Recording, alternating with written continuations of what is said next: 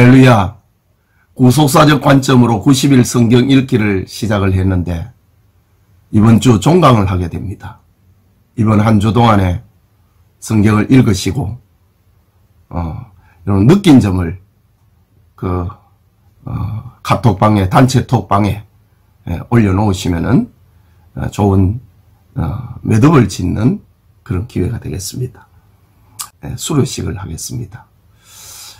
이 수료증은 내가 하나님 앞에 성경을 읽었다고 하는 보람도 되고 또 앞으로 교회에 직분자를 세울 때에 우리 연수원을 통해 가지고 직분자 교육을 하는데 교육을 마치면은 여러 과목의 시험이 있습니다. 우리 성경시험 과목은 안수집사와 권사반에는 성경시험반에 면제하도록 그렇게 득전을 드리도록 하겠습니다. 예, 감사합니다. 이번 주간에 읽을 성경은 갈라디아서부터 요한계시록까지입니다. 갈라디아서부터 요한계시록의 분량은 한 주 동안에 읽을 내용이고 신약 성경에 비하면 약 4분의 1 정도의 분량입니다. 그런데 이번 주간에 읽을 이 성경의 책별 과목은 무려 19권이나 됩니다. 우리 교재는 지금까지 진행해온 그런 절차대로 교재를 작성을 했습니다. 그런 방법대로 강의를 하게 되면 시간이 너무 모자라지요. 2시간 동안의 짧은 시간에 지금까지 공부해왔던 그런 과정으로 공부를 하면은 다 소화할 수 없습니다. 성경을 읽기 위해서 성경을 읽으면서 길을 잃지 않기 위한 그런 기본적인 안내의 강의만 하려고 합니다. 기록의 목적, 주제, 그리고 본 성경에 나타난 그리스도 이 부분만 강의를 하도록 하겠습니다. 물론 우리 교재를 읽어보시면은 참 유익한 점들이 많이 있을 겁니다. 여러 가지 설명도 있고 특주도 메모를 해놨으니까 시간 나실 때 읽어보시고 하면은 좋겠습니다. 여러분 성경을 제대로 읽으시려면은 그날에 읽을 성경에 해당되는 이 동영상 강의를 먼저 듣고 이렇게 성경을 읽으면은 훨씬 도움이 될 것입니다. 이제 공부를 진행하도록 하겠습니다. 교재는 49페이지입니다. 갈라디아서 성경 안에는 예수 그리스도는 우리의 자유다. 우리를 자유케 하시는 분이다. 이것이 갈라디아서 성경에 나타난 예수님의 모습입니다. 기록의 대상은 갈라디아지요.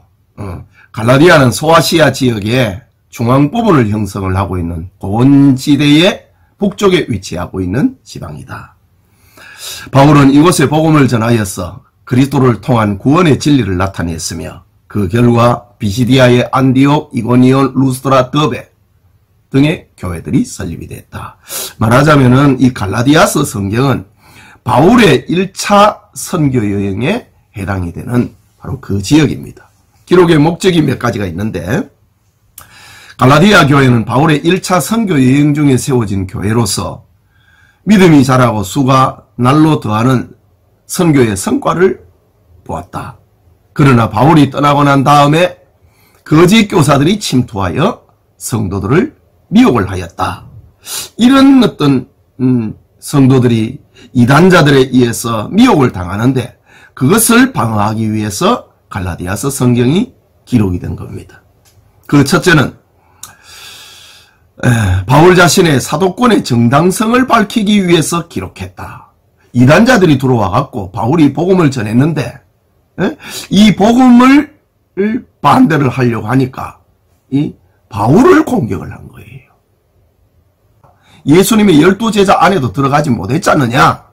이렇게 바울의 사도권을 도전을 해가지고 바울이 전한 복음을 무너뜨리려고 했던 겁니다.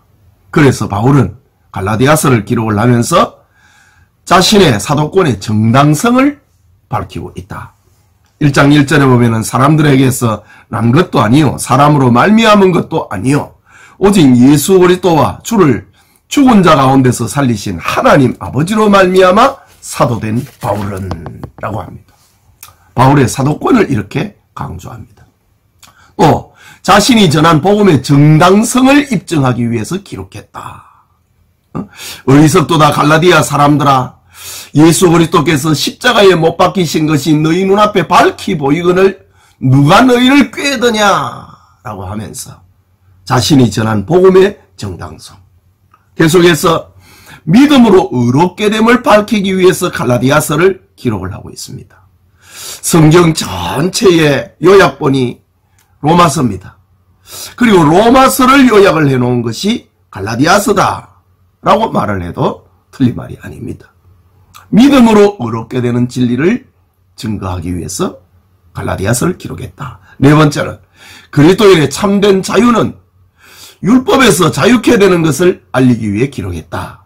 그렇다고 하면 이 갈라디아 교회 안에 들어왔던 이단자들은 율법주의자들이었다는 것을, 유대주의 율법주의자들이었다는 것을 말하고 있는 겁니다.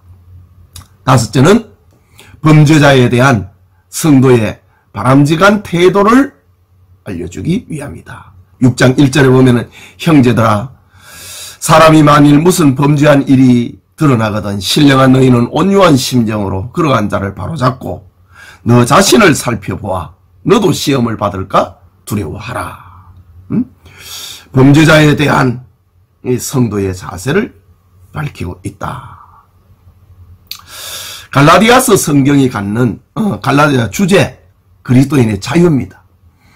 갈라디아서 5장 1절에 그리스도께서 우리를 자유롭게 하려고 자유를 주셨으니 그러므로 굳건하게 서서 다시는 종의 멍에를 매지 말라. 유대주의 이단자들이 들어와갖고 갈라디아 교회를 어지럽혔기 때문에 이 성경을 쓰게 되는 것입니다. 자, 이제 넘겨서 52페이지에 갈라디아서에 나타난 그리스도, 인간을 의롭게 하시는 그리스도. 사람이 의롭게 되는 것은 율법의 행위로 말미암이 아니요 오직 예수 그리스도를 믿음으로 말미암는 줄을 우리도 그리스도 예수를 믿나니 이는 우리가 율법의 행위로서가 아니고 그리스도를 믿음으로써 의롭다함을 얻으려 함이라. 율법의 행위로서는 의롭다함을 얻을 육체가 없느니라. 예수님을 믿음으로 우리가 의롭게 된다. 그것을 갈라디아서에서 말하고 있습니다. 또 하나는 율법의 저주를 십자가에서 속량하신 그리스도. 율법은 우리로 하여금 죄인을 만드는 거거든요. 그런데 갈라디아서에 나타난 그리스도는 율법의 저주에서 우리를 속량하신 그리스도라. 그리스도께서 우리를 위하여 저주를 받은 바 되사 율법의 저주에서 우리를 속량하셨으니 기록된 바 나무에 달린 자마다 저주 아래 있는 자라 하였음이라 라고 했습니다. 갈라디아서에 나타난 그리스도, 성령의 약속을 주시는 그리스도, 성령의 약속을 받게 하려 함이라. 구원이지요. 또 성도에게 아들의 명분을 얻게 하신 그리스도, 그리스도가 오셔갖고 하신 일은 우리로 하여금 아들의 명분을 얻게 한다 이지요. 너희가 아들이므로 갈라디아서 4장 6절에 하나님이 그 아들의 영을 우리 마음 가운데 보내사 아빠 아버지라 부르게 하셨느니라. 또 다섯 번째, 성도에게 자유를 주시는 그리스도. 그리스도께서 우리를 자유롭게 하려고 자유를 주셨으니 그러므로 굳건하게 서서 다시는 종의 멍에를 매지 말라. 율법의 멍에를 매지 말라. 율법을 지켜갖고 구원을 얻는다. 행위로 구원을 얻는다. 이런 멍에를 벗으라 라는 말입니다.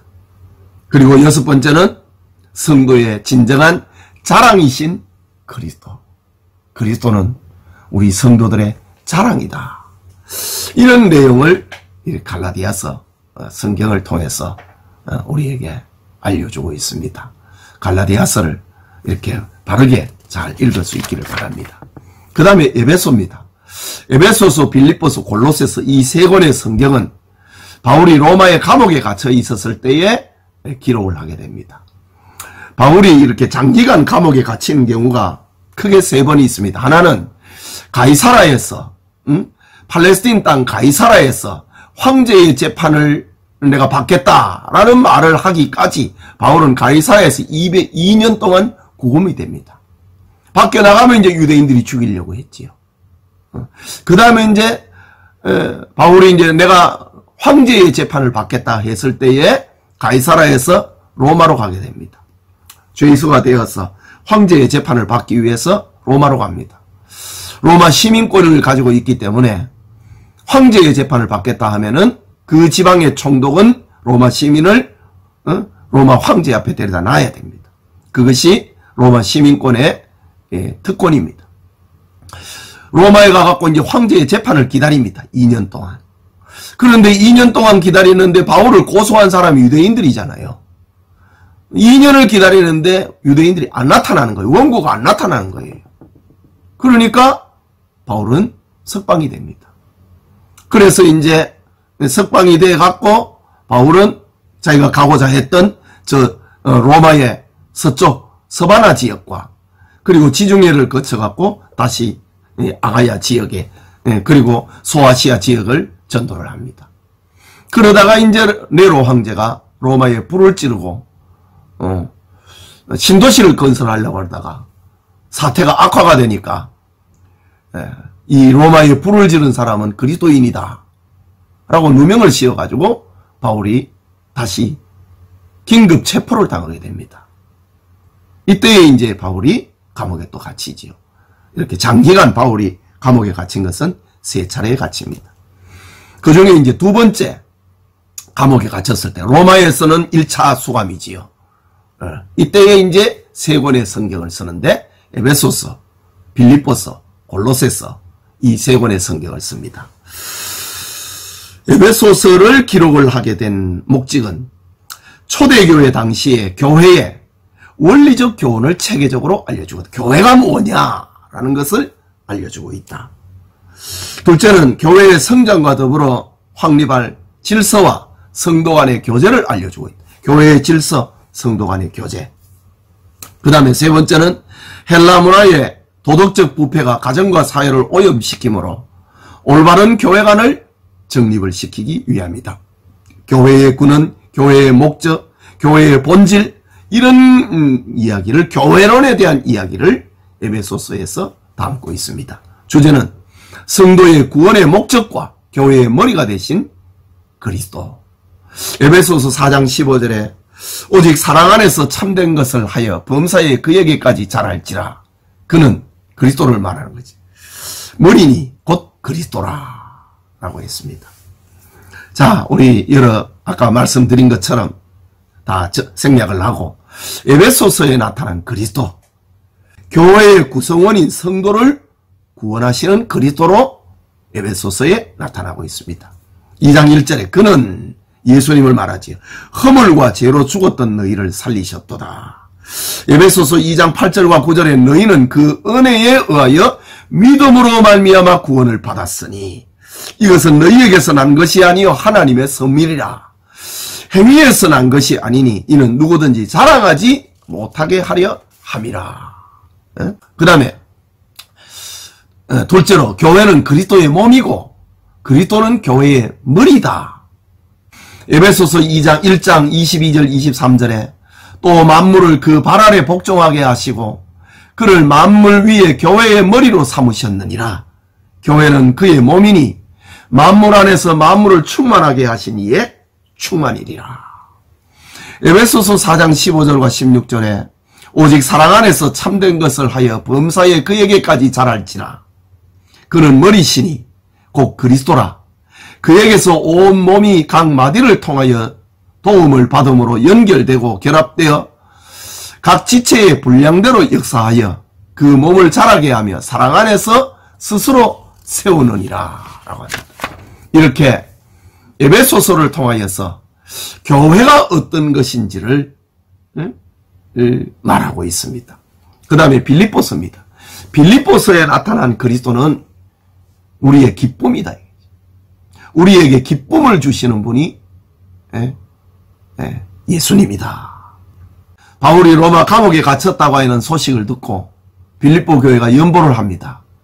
그리고 에바브로디도라고 하는 집사를 보내어가지고 연보를 전달을 하고 옥에 갇혀있는 바울의 옥바라지를 하게 합니다. 그런데 에바브로디도가 바울의 옥바라지를 하다가 병이 들어버렸습니다. 바울이 얼마나 미안하고 또 에바브로디도도 또 얼마나 미안하고 또 에바브로디도를 보낸 빌립보 교회도 바울 앞에 또 얼마나 미안하겠습니까? 한 사람이 병들므로 말미암아 여러 전도자도 그렇고 당사자도 그렇고 교회도 그렇고 힘이 들었습니다. 그런데 하나님께서 은혜를 베풀어 주셔서 에바브로디도를 살려주셨습니다. 그러니까 너무 감사하지요. 그래서 바울이 에바브로디도가 다시 살아났다고 하는 사실을 빌립보 교회에 알리고 그리고 빌립보 교회에 이 빌립보서 성경을 써가지고 이걸 전달을 하고 네가 건강하게 됐다고 하는 것을 알리고 그리고 또 빌립보 교회에서 바울에게 헌금을 내서 옥바라지를 해주었으니 그걸 감사도 전달하라. 이런 이 의미에서 빌립보 성경을 기록을 하게 됩니다. 기록의 목적을 보면 좀 더 분명해지지요. 빌립보 교인들이 보낸 사랑의 선물과 성장하는 믿음의 감사를 표하기 위해 기록했다. 4장 15절에서 18절을 보면 빌립보 사람들아 너희도 알거니와 복음의 시초에 내가 마게도냐를 떠날 때에 주고받은 내 일에 참여한 교회가 너희 외에 아무도 없었느니라. 데살로니가에 있을 때에도 너희가 한 번뿐 아니라 두 번이나 나의 쓸 것을 보내었도다. 내가 선물을 구함이 아니요 오직 너희에게 유익하도록 풍성한 열매를 구함이라.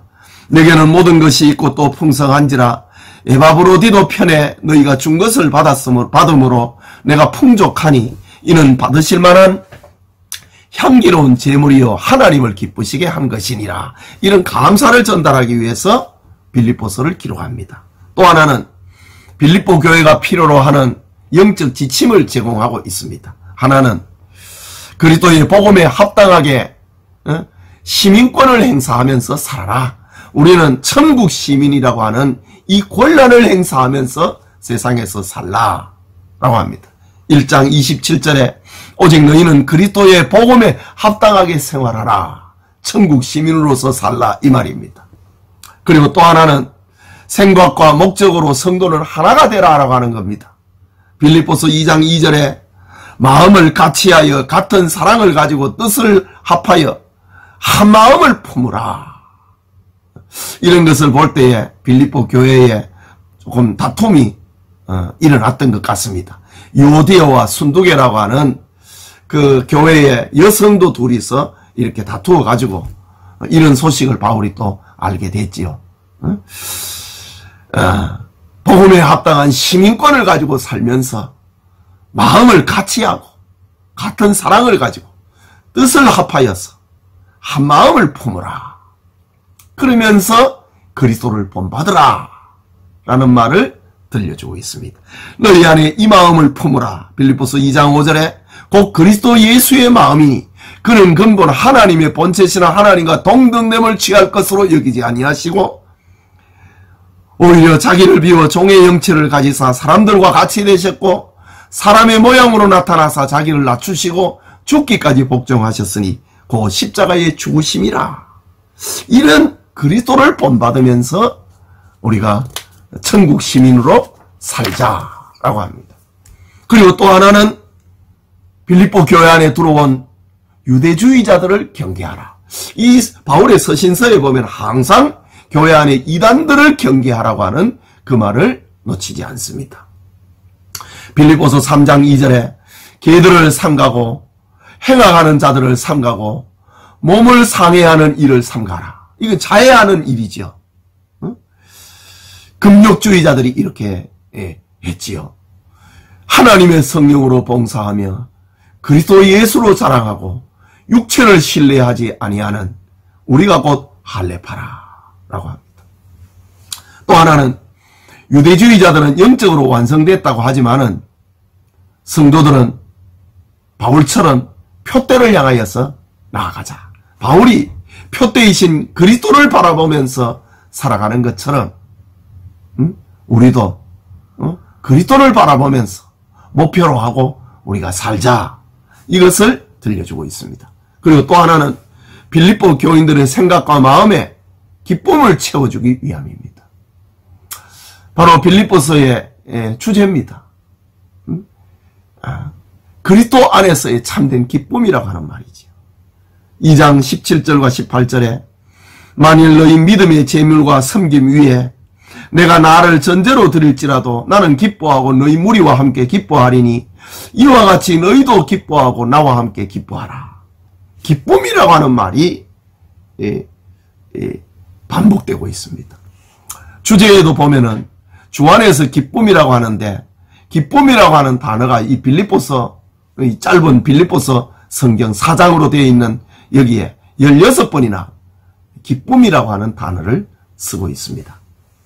그리고 또 하나는 아까 말씀드린 것처럼 빌립보 교회 집사 에바브로디도의 헌신을 감사하고 그의 쾌유를 알리기 위해서 빌립보서 성경을 기록을 했습니다. 2장 27절과 30절에 보면은 그가 병들어 죽게 되었으나 하나님이 그를 긍휼히 여기셨고 그뿐 아니라 또 나를 긍휼히 여기사 내 근심 위에 근심을 면하게 하셨느니라. 그러므로 내가 더욱 급히 그를 보낸 것은 너희로 그를 다시 보고 기뻐하게 하며 내 근심도 덜려 함이니라. 이런 목적으로 이 빌립보서를 기록하게 되었다고 합니다. 자, 빌립보서에 나타난 그리스도입니다. 죄인을 구원하고 하나님의 법을 성취시키기 위하여서 비하, 낮아지심과 성기, 높아지신 그리스도의 그의 삶을 알려주고 있다. 우리를 구원하고 하나님의 법을 이루기 위해서 예수님의 낮아지심과 그 높아지신 그리스도를 알려주고 있다. 또 하나는 성도들의 사는 것과 죽음의 주관자이신 그리스도. 우리의 삶의 주관자는, 삶과 죽음의 주관자는 그리스도라고 하는 사실을 이 빌립보서 성경에 담아놓고 있습니다. 또 하나는 성도들의 삶의 목표가 되신 그리스도다. 3장 12절 이후에 보면은 내가 이미 얻었다 함도 아니요 온전히 이루었다 함도 아니라 오직 내가 그리스도 예수께 잡힌 바 된 그것을 잡으려고 달려가노라. 그리스도는 우리 성도들의 삶의 목표가 되고 있다라는 겁니다. 이 빌립보서를 통하여서 성도의 삶의 기쁨을 노래하고 있습니다. 또 하나의 옥중서신은 골로새서입니다. 골로새서는 골로새 교회 안에 이단들이 들어왔습니다. 그 이단들을 방어하기 막기 위해 가지고 예수님이 어떤 분인가? 이걸 이제 신학적으로는 기독론이라고 하거든요. 예수님에 대해서 들려주고 있는, 교리적으로 정리를 해주고 있는 말씀이 골로새서 성경입니다. 기록의 대상 골로새 교회, 소아시아 지역의 내륙도시. 바울이 골로새 지역을 방문하지 않았지만은 바울의 3차 전도 여행 중에 에베소라고 하는 곳에서 3년 동안 체류를 하고 있는데, 에베소는 그 지역의 수도거든요. 그러니까 주변의 여러 도시에서 에베소로 왔다가 바울을 만나고 바울의 전도를 받고 자기 고향으로 가서 교회를 세우게 됩니다. 이런 사람들에 의해서 세워진 교회 가운데 하나가 골로새 교회입니다. 이때 복음을 받은 에바브라에 의해서 골로새 교회가 세워진 것으로 추정이 된다. 빌립보서의 유력한 집사가 에바브로디도라고 하는 집사가 있는데, 골로새에는 에바브라라고 하는 사람, 다른 사람입니다. 에바브로디도와 에바브라라고 하는 이 에바브라에 의해서 세워진 교회입니다. 물론 이제 에바브라는 바울의 제자이지요. 그 사도행전 19장 10절에 보면은 2해 동안이나 이같이 하니 아시아에 사는 유대인이나 헬라인이나 다 주의 말씀을 듣더라. 이와 같이 우리와 함께 종된 사랑하는 에바브라에게 너희가 배웠나니 그는 너희를 위한 그리스도의 신실한 일꾼이요. 에바브라가 에베소에 있는 바울에게 와갖고 전도를 받고 자기 고향으로 돌아가서 교회를 세웠는데 이 골로새 교회 성도들을 향하여 너희가 에바브라에 대해서 배웠다. 그는 너희를 위한 그리스도의 신실한 일꾼이다. 라고 말하고 있습니다. 그리고 또 바울 자신이 그리스도 예수 안에 너희의 믿음과 모든 성도에 대한 사랑을 들음이라고 말한 것이나 내가 너희와 라오디기아에 있는 자들과 무릇 내 육신의 얼굴을 보지 못한 자들을 위하여 이렇게 힘쓰는 것을 너희가 알기를 원하노라 라는 것을 볼 때에 바울은 골로새 교회를 방문한 적이 없어도 복음 안에서 교제하고 있는 관계였다. 라오디기아라고 했는데 이 골로새 지역에 있는 교회가 라오디기아 교회입니다. 요한계시록에 보면 라오디아 교회가 나오잖아요. 바로 이 골로새 교회를 두고 하는 말입니다. 그리고 또 하나는 골로새 교회는 주로 이방인 교인들로 구성되었은 것으로 추측한다. 골로새 교회의 특징이 쭉 제가 교환에 담아놨습니다. 여러분 한번 쭉 읽어보십시오. 성경을 읽는데 굉장히 도움이 됩니다. 그 중에 두 번째를 보면은 골로새 교회의 지도자들은 3명이 언급되고 있는데 설립자 에바브라, 교회의 책임자 아키포, 그리고 적극적이고 관대한 그리스도인 빌레몬, 이런 사람들이 3사람에 의해서 교회가 건강하고 성장을 했다라고 합니다. 이들 모두 바울의 전도와 교훈에 사랑과 충성을 아끼지 않는 사람들이었다. 이들에 의해서 골로새 교회가 세워졌습니다. 자, 골로새 교회에 나타난 것은 그리스도와 연합된 성도의 삶, 기독론이 핵심입니다. 골로새 교회의 특징은 보면은 현존하는 최초의 그리스도론, 즉 기독론의 변증서다. 에베소와 더불어 상둥이 서신이라고 부르는데 이유는 유사한 시기에 기록되었으며 그리스도와 교회의 올바른 관계에 대해서 기록하고 있다. 에베소서는 그리스도의 몸인 교회를 강조하고 골로새는 교회의 머리이신 그리스도를 강조하고 있다. 골로새서에 나타난 그리스도, 만물을 창조하신 그리스도. 그리스도가 누구냐 이거지요. 그는 창조자다.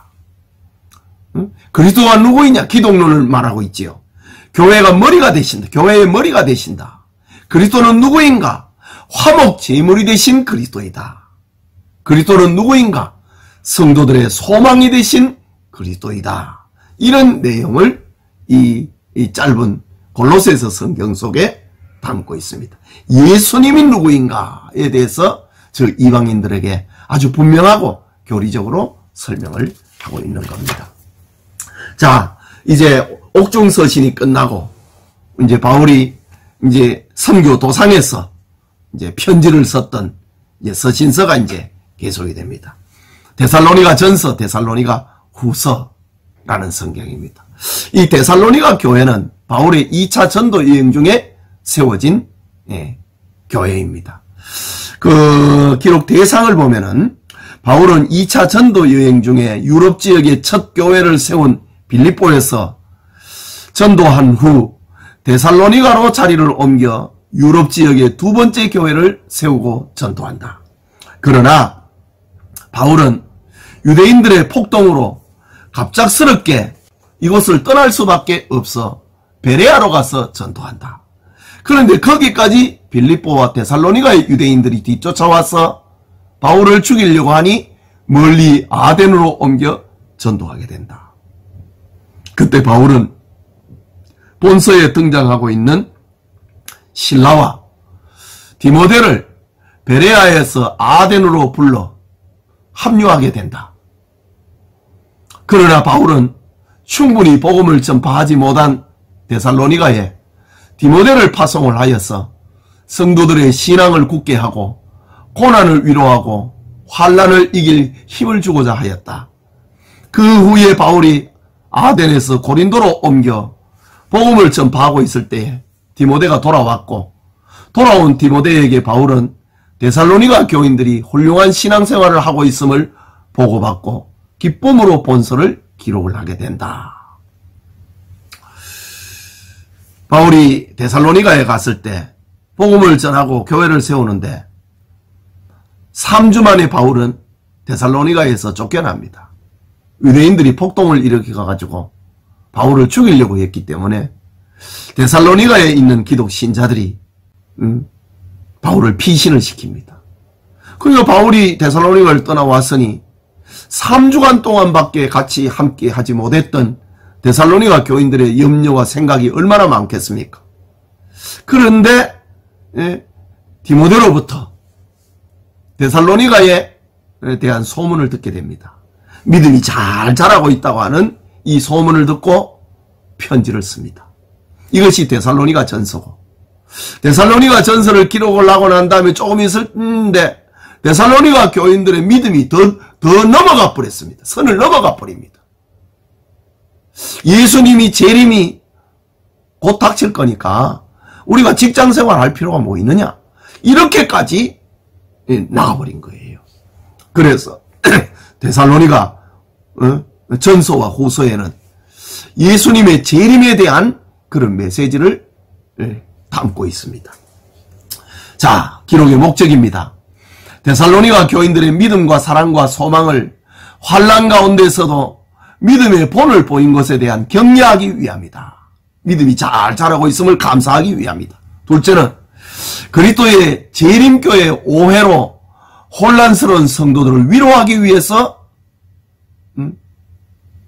본서를 기록하고 있다.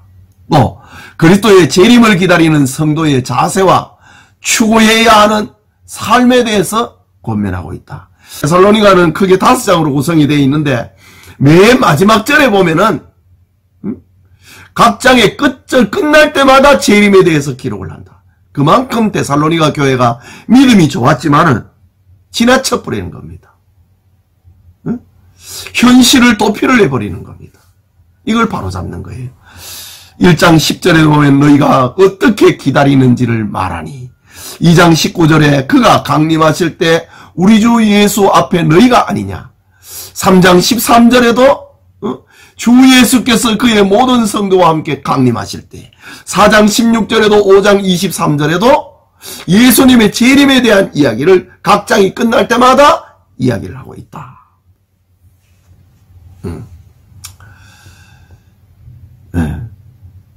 특징을 보면은 갓 설립된 데살로니가 교회에 보내진 서신이다. 데살로니가 후서와 더불어 재림의 서신 혹은 바울의 종말론으로 불린다. 사도 요한의 종말론이 요한계시록이잖아요. 사도 바울의 종말론은 데살로니가 전서, 데살로니가 후서라, 이렇게 말을 해도 틀리지 않다, 이 말입니다. 재림을 소망하는 성도의 자세로 성결한 삶을 권면하고 있다. 짧은 전도기간으로 말미암아 염려하는 어머니의 진정한 사랑이 나타나고 있다. 데살로니가 전서에 나타난 그리스도, 구원과 심판의 주로 재림하실 그리스도다. 우리를 구원하고 세상을 심판하실 주님으로 예수님은 묘사되고 있다.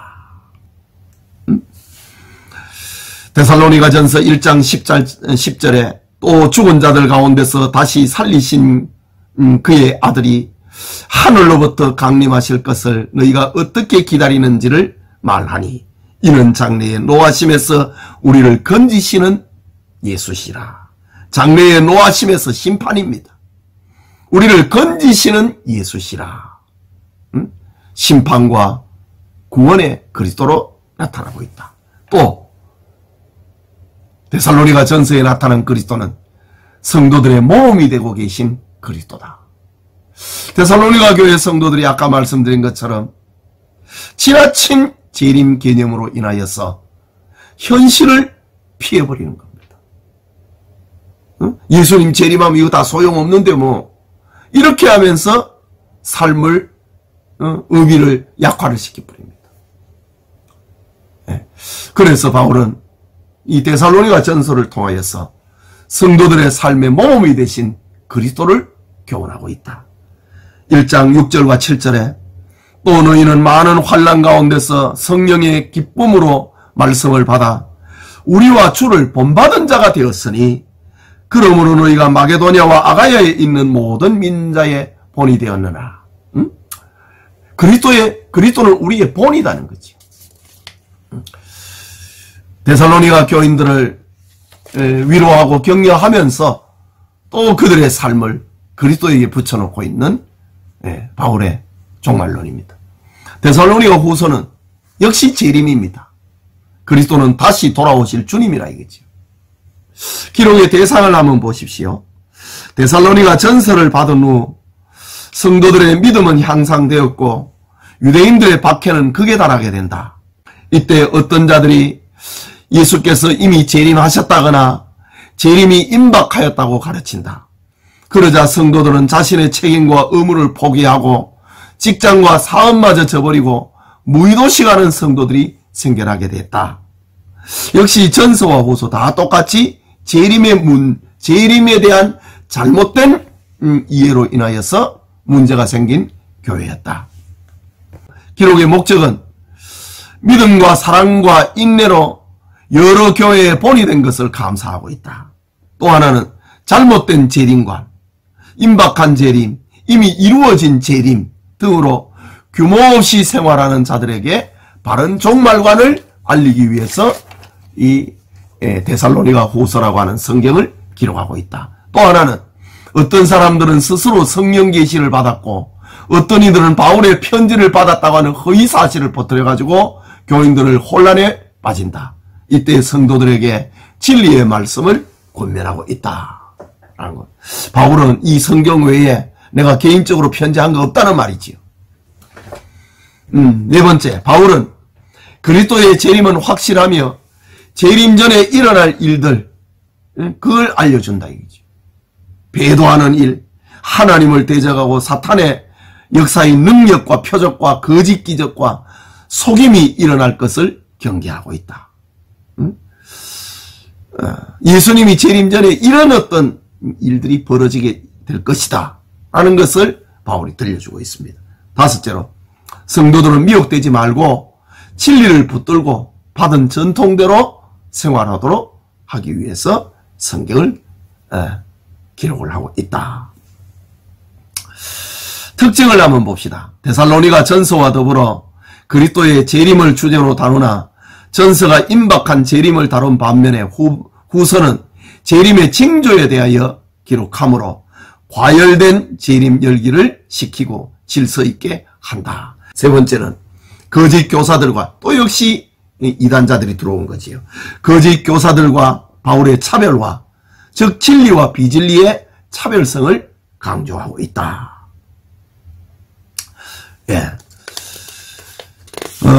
데살로니가 후서에 나타난 그리스도를 봅시다. 76페이지. 불법의 사람에게는 심판의 주로 성도에게는 기쁨과 소망의 주로 재림하실 그리스도다. 그리스도가 재림을 하시는데 어떤 재림의 주님이냐? 불법의 사람에게는 심판의 주로 성도들에게는 기쁨과 소망의 주로 재림하신다. 1장 6절 이후에 너희로 환난을 받게 하는 자들에게는 환난으로 갚으시고 환난을 받는 너희에게는 우리와 함께 안식으로 갚으시는 것이 하나님의 공이시니. 마지막에 그날에 그가 강림하사 그의 성도들에게 영광을 받으시고 모든 믿는 자들에게서 놀랍게 여김을 얻으시는 이는 우리의 증거가 너희에게 믿어졌음이라. 그리스도의 재림하실 그리스도의 모습, 심판의 주로 우리에게는 믿음과 기쁨과 소망의 주로 재림하신다. 또 하나, 그리스도는 위로와 평화를 주신 그리스도다. 2장 17절에 너희 마음을 위로하시고 모든 선한 일과 말에 굳건하게 하시기를 원하노라. 그리스도는 우리에게 위로와 평화가 되시는 그리스도다. 이렇게 데살로니가 후서에서는 예수님을 이렇게 묘사하고 있습니다. 자, 이제 목회서신입니다. 목회서신은 바울이 교회를 목회하고 있는 제자들, 교회를 맡고 있는 제자들, 디모데 전서, 디모데 후서, 그리고 디도서 목회자거든요. 이들에게 보내는 개인적인 편지. 아까 우리가 읽었던 갈라디아서, 에베소서, 빌립보서, 골로새서, 데살로니가 전서, 데살로니가 후서는 온 교인들이 같이 읽을 성경. 그리고 디모데 전서, 디모데 후서, 그리고 디도서, 이 성경은 목사, 에베소 교회를 목회하고 있는 디모데, 저 지중해의 섬 그레데에 목회하고 있는 디도, 목회자에게 보내는 편지입니다. 그런데 디모데 전서에서 예수님은 우리의 교사로, 우리의 선생으로 나타나고 있습니다. 예, 그런 다른 내용들은 쭉 교환을 참고하시면 도움이 될 겁니다. 기록의 목적을 봅시다. 젊은 목회자 디모데에게 에베소 교회가 직면하고 있는 여러 현안들에 대한 목회 지침을 전하는 목회 서신이다. 외부로부터 복음의 순수성을 보고하기 위함이다. 양적 성장과는 달리 질적 성장이 뒷받침되지 못한 관계로 교회 안에 이단이 침투하게 됐다. 그래서 이단 사상을 배격하고 복음의 순수성을 변호하고 교인들의 신앙을 바로 세우기 위해서 바로 목회자 디모데에게 편지한다. 또 하나는 내적으로 성숙한 신앙생활을 권면하기 위함이다. 즉 영적으로 나태한 신앙적 와해를 막고 경건의 훈련과 시민으로서 도덕적 품성을 고양시키고자 본서를 기록하였다. 교회의 조직과 직원들의 자질을 규정하고 있다. 이 목회 서신에 등장하고 있는 이단은 크게 세 부류입니다. 금욕주의자들입니다. 음식에 대한 특별한 규정을 만들고 성을 부정한 것으로 간주하여 결혼을 포기하게 하는 것. 이 금욕주의자들, 이단입니다. 도덕 방종주의자들, 도덕 폐기론자들, 이건 이제 당시의 영지주의 이단들입니다. 부도덕한 생활, 성적으로 문란하여 어리석은 여자들을 유혹을 하는. 우리 육체는 악하고 우리 영은 선하기 때문에, 우리 육체는 악하기 때문에 이 악에 그냥 내버려둬도 그것은 죄가 되지 않는다. 우리는 고상한 지식만 가지고 있으면 구원에 이른다. 이단이 영지주의입니다. 이런 이단이 들어왔다. 또 하나는 율법주의자. 이거는 유대인들을 두고 하는 말입니다. 할례를 행하고 다른 사람들에게 할례를 시행을 했던 것. 이게 이제 대표적인 것이 아까 갈라디아 교회에 일어난 일이지 않았습니까? 자, 이렇게 이단들은 크게 세 부류로 초대교회를 괴롭혔다. 주제는 신학적 토대 위에 교회 조직과 운영 그리고 교회 생활을 위한 목회 지침이다. 그거 보면 3장 5절에 15절에 보면 나옵니다. 만일 내가 지체하면 바울이 디모데가 있는 에베소에 갈 것인데 만일 내가 지체하면 너로 하여금 하나님의 집에서 어떻게 행하여야 할지를 알게 하려 함이니 이 집은 살아계신 하나님의 교회여 진리의 기둥과 터이니라. 바울이 가기 전에 내가 혹시 늦어질지 모르니까 그러나 이것을 지침으로 하고 에베소 교회를 목회하도록 하라 라는 젊은 목사에게 보내는 편지입니다. 예, 디모데서에 나타난 그리스도 성도의 중보자요 교회가 믿고 간직할 참 진리이신 그리스도다. 목회 서신에 나타나고 있는 예수님입니다. 디모데전서 2장 5절에 하나님은 한 분이시요 또 하나님과 사람 사이의 중보자도 한 분이시니 그 사람이신 그리스도 예수라. 또 진리를 증거하고 믿는 자들을 천국으로 인도하신 소망의 그리스도다. 디모데전서 6장 13절 이후에 만물을 살게 하신 하나님 앞과 본디오 빌라도를 향하여 선한 증언을 하신 그리스도 예수 앞에서 내가 너를 명하노니 우리 주 예수 그리스도께서 나타나실 때까지 흠도 없고 책망받을 것도 없이 이 명령을 지키라. 기약이 이르면 하나님이 그의 나타나심을 보이시리니 하나님은 복되시고 유일하신 주권자이시며 만왕의 왕이시며 만주의 주시여 오직 그에게만 죽지 아니함이 있고 가까이 가지 못할 빛에 거하시고 어떤 사람도 보지 못하였고 또 볼 수 없는 이시니 그에게 존귀와 영원한 권능을 돌릴지어다. 진리를 전하고 있는 사람, 진리를 믿는 사람을 천국으로 인도하고 계시는 그리스도이시다. 자, 이제 디모데 후서를 봅니다. 디모데 후서는 바울이 2차 로마 투옥에서 순교하기 전에 그 기간에 기록을 했습니다. 그렇다면은 바울의 성경 14권의 성경을 기록을 하는데 이 성경 가운데 맨 마지막에 기록한 성경이 유언서와 같은 성경이 디모데 후서입니다. 기록의 대상은 에베소에 있는 젊은 목회자 디모데인데 디모데에게 첫 번째 편지를 쓴 바울은 소아시아 지방에서 체포되어 로마로 압송되었다. 그리고 그의 떠날 기약이 가까운 때에 로마의 토굴 속에서 이 마지막 편지를 복음으로서 낳은 아들 디모데에게 쓴 것이다. 1차 바울의 감옥 때는 연금 생활이었기 때문에 여러 성도들의 돕는 손길이 있었습니다. 그런데 이제 교회에 이제 박해기에 들어갔습니다. 기독 신자들이 이제 체포를 당하고 전부 로마시를 불지른 방화범이라고 하는 누명을 쓰고 체포를 당하고 죽임을 당하고 있는 그때입니다. 그 이제 바울을 곁을 이제 사람들이 다 떠나지요. 바울이 쓸쓸하지요. 감옥에서 이제 언제 죽을지 모릅니다. 그러나 날씨는 추워오고 몸이 춥습니다. 그래서 디모데에게 편지를 써서 네가 올 때에 겉옷을 가지고 오고 책은 성경을 말합니다. 가죽 종이에 쓴 것을 가져오고 내가 너가 보고 싶다 라는 유언의 편지입니다. 학자들은 이 편지를 받고 디모데를 보지 못하고 죽었다고 그렇게 이야기하곤 합니다. 이런 내용들이 이렇게 교재 안에 실어 놨으니까 한번 읽어보시면 되겠습니다. 한번 봅시다. 기록의 목적. 바울의 투옥과 교회가 당한 여러 가지 어려움 때문에 의기소침해 있는 디모데에게 용기를 주고 복음 전파와 목회 사역에 매진할 것을 촉구하기 위함이다. 즉 당대에 활동하던 거짓 교사, 아까 여기 말씀드린 것처럼 금욕주의, 도덕적 방종자, 율법주의자들로부터 복음의 진리를 지키고 교회의 바른 질서를 세우기 위함이다. 특히 바울의 두 번째 체포는 전혀 예기치 않았던 갑작스러운 것이었다. 그는 가죽종이에 쓴 책과 겨울 겉옷마저 준비하지 못하고 잡혀갔다.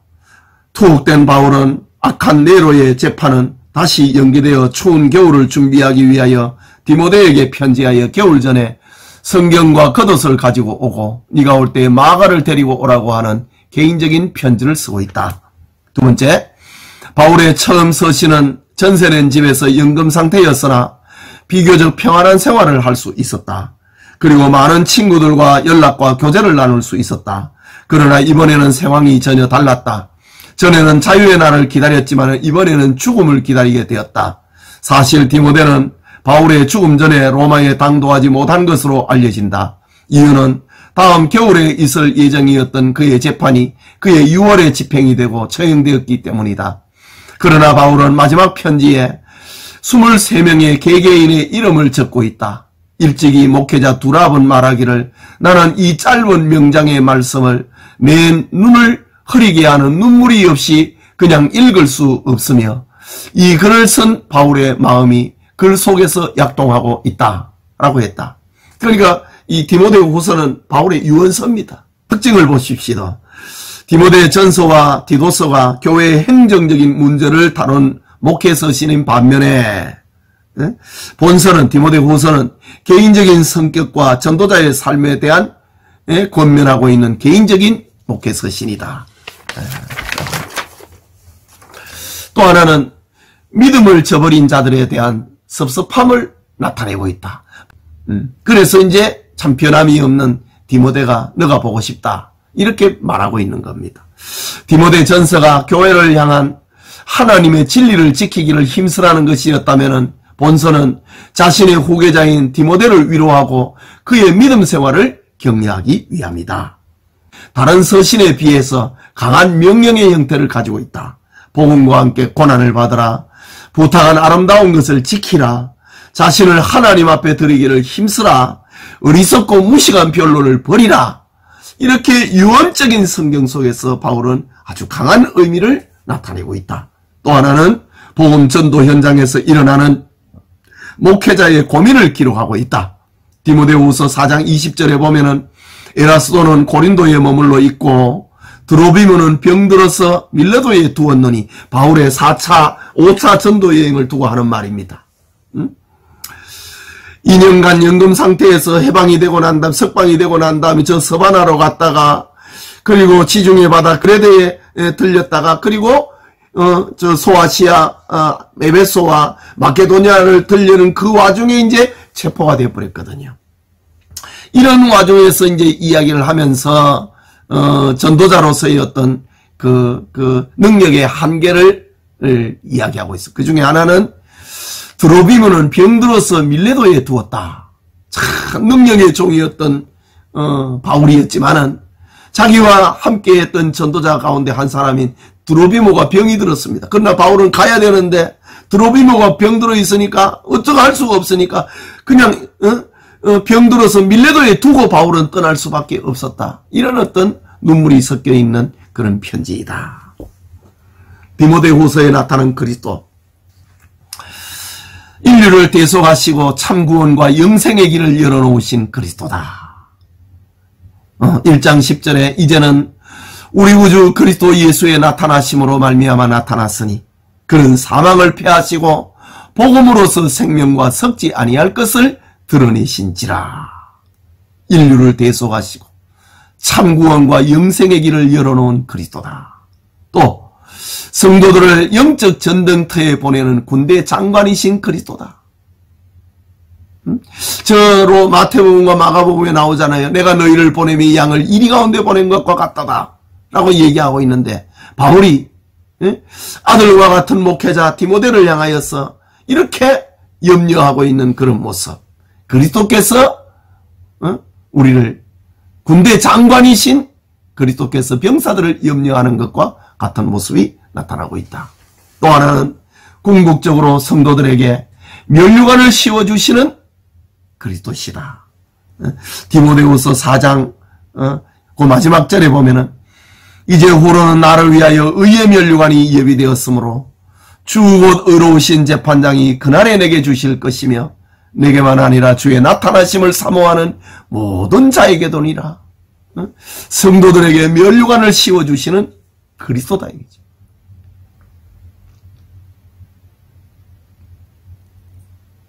예. 디모데후서에서 예수님을 이렇게 묘사하고 있습니다. 자, 바울의 목회 서신 가운데 또 하나 디도서입니다. 기록의 대상을 한번 보십시오. 지중해 상의 네 번째 큰 셈인 그레데의 목회자 헬라인 디도에게 이 편지를 쓰고 있다. 디도라고 하는 사람이 어떤 사람인가? 그거 한번 보십시오.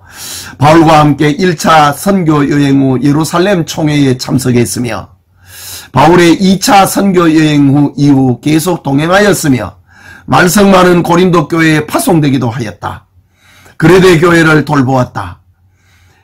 바울에게는 참 아들, 동무, 동역자로 불릴 정도로 바울의 사랑과 신임을 받는 신실한 주의 종이다. 우리 디모데 전서와 디모데 후서를 보면은 바울이 자꾸 염려하는 이런 모습이 나옵니다. 그런데 디도는 염려가 없습니다. 아주 디도는 바울의 똑같은 아들이고 제자였지만은 목회를 참 잘했던 것 같습니다. 이런 디도에게 바울이 편지 쓰고 있다. 자, 기록의 목적을 봅니다. 바울의 1차 로마 투옥에서 풀려난 후 서바나, 오늘날 스페인입니다. 로마의 서쪽입니다. 그리고 에베소, 빌립보, 골린도 등을 방문하던 중 그레데의 디도를 남게 하였다. 이유는 그레데 교회의 문제점을 바로잡고 직분자를 세우게 하려 합니다. 1장 5절에 보면 나옵니다. 내가 너를 그레데에 남겨둔 이유는 남은 일을 정리하고 내가 명한 대로 각 성의 장로들을 세우게 하려 함이니. 여기 그레데입니다. 우리 그 고대의 인류 문명 가운데 크레타 문명이라고 하는 게 있습니다. 아프리카와 저 로마의 가운데 끼어 있는 섬나라의 문명, 크레타 문명의 발생지 바로 그레데입니다. 여기에 이제 바울이 5차 전도 여행 중에 제자 그리고 아들이라 부르는 디도를 거기에 남겨놓아가지고 교회를 돌보게 했다. 두 번째 보면은 그 바울은 마게도니아에서 그레데 교회의 질서와 바른 신앙관 정립을 위해 본서를 기록한다. 장로의 자격, 거짓 교사들에 대한 자세, 신앙의 윤리, 복음의 내용, 신자의 국가관, 이단에 대한 태도 등에 대한 자세히 기록하고 있는 목회 지침서이다. 세 번째, 그레데 교회는 영지주의, 유대주의, 도덕 폐기론 등으로 고통당하였는데 이런 교회에서 목회하는 디도를 격려하고 권면하기 위함이다. 참 이렇게 디모데전서와 디모데후서 그리고 이 디도서 이런 성경을 통해 가지고 오늘날의 교회를 목회하고 있는 목회자들이 얼마나 도움을 받는지 모릅니다. 그리고 각 여러 교회들이 있잖아요. 데살로니가 교회, 갈라디아 교회, 에베소 교회, 빌립보 교회, 그리고 또 고린도 교회, 이런 많은 교회는 지상교회가 만나는 여러 문제들을 다 그 안에서 찾게 되고 문제의 해결을, 답을 또 거기에서 발견하게 되는 겁니다. 성경은 이렇게 우리에게 유익함을 들려주고 있습니다. 주제, 그리스도인의 선한 생활. 6번이나 반복된 선한 생활, 선한 일이라고 하는 단어는 신자에게 은혜로 주어진 구원이 삶의 현장에서 경건한 생활로 나타나야 된다. 이 짧은 디도서 성경에 선한 일이라고 하는 말이 반복적으로 6번이나 반복이 됩니다. 제가 성경 구절을 이렇게 찾아놨습니다. 선한 일, 선한 일, 선한 일. 은혜로 구원받은 성도들은 삶의 현장에서 경건하게 살아야 된다. 선한 일을 추구하면서 살아야 된다라는 겁니다. 특징을 보면은 디모데전서와 디모데후서와 더불어 모든 지역, 모든 세대의 목회자에게 주어진 지침서이다. 둘째로 하나님의 선택과 구원과 영생, 그리스도의 신성, 재림, 칭의 등 기독교의 핵심 진리를 논리적으로 제시되어 있다. 진리에 기초하여 교회 생활을 권면하고 있다. 세 번째, 이방인 그레데 선지자 그의 글을 인용을 하면서 그레데인들을 책망을 하고 있는 장면. 거짓말장이고 악한 짐승이고 게으름뱅이고, 이것을 보면은 바울은 구약 성경뿐만 아니라 세상 학문에도 박식했음을 보여주고 있다. 6세기의 철학자의 말을 인용을 하면서 그레데 교인들을 권면하고 있는 겁니다. 목회 서신 가운데서 가장 이론적이고 신학적인 성경이다. 자, 디도서에 나타난 그리스도를 봅시다. 자기 몸을 대속물로 내어주심으로 우리 죄를 사하시고 구원하신 그리스도. 물론 이제 신약 성경에 나타나고 있는 그리스도는 다양하지요. 그러나 이제 각 성경마다 그리스도를 묘사하고 있는 것이 있지요. 2장 14절에 보면 그가 우리를 대신하여 자신을 주심은 모든 불법에서 우리를 속량하시고 우리를 깨끗하게 하사 선한 일을 열심히 하는 자기 백성이 되게 하려 하심이라. 또 디도서에 나타난 그리스도, 성령을 보내셔서 의롭고 순결한 성화의 길로 나아가게 하신 그리스도다. 3장 5절에 그가 우리를 구원하시되 우리의 행한 바 의로운 행위로 말미암지 아니하고 오직 그의 긍휼하심을 따라 중생의 시선과 성령의 새롭게 하심으로 하셨나니 우리 구주 예수 그리스도로 말미암아 우리에게 그 성령을 풍성히 부어주사 성령을 보내서 의롭고 순결한 성화의 길을 걷게 하시는 그리스도이시다. 마지막으로 장차 재림하사 당신의 모든 백성들을 영원한 천국의 영광으로 들어가게 하실 그리스도다.